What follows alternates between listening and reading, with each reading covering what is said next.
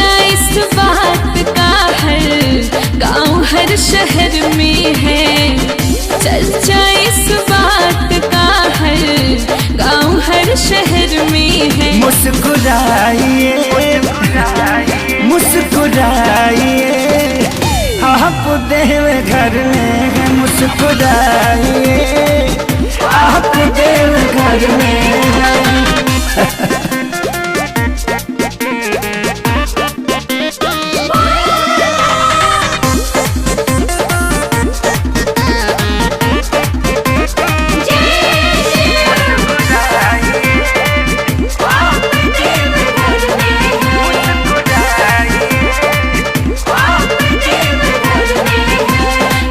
खाती जाल लोग आवे पैदल हो। भोले बाबा कहाँ समस्या के हाल हो।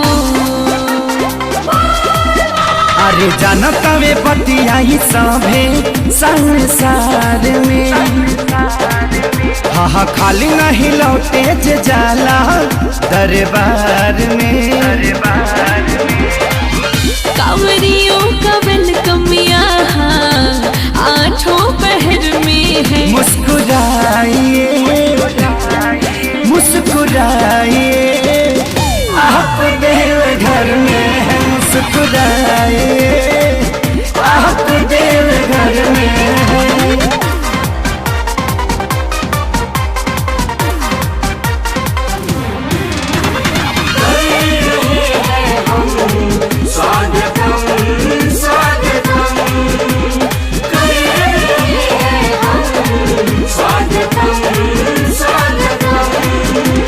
लागे भीड़ भारी बाबा की दुआरी।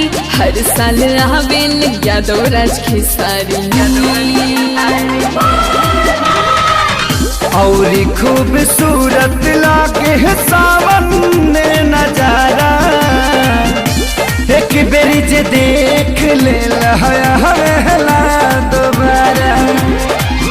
भक्त घटानी के सोनू हर एक घर में है। मुस्कुराइए मुस्कुराइए आप देव घर में है। मुस्कुराइए आप देव घर में है। मुझे चारों ओर बोल बम के नारा।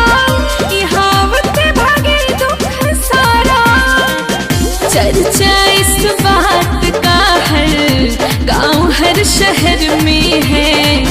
चर्चा इस बात का हर गांव हर शहर में है। मुस्कुराइए मुस्कुराइए आप देव घर में है। मुस्कुराइए आप देव घर में है।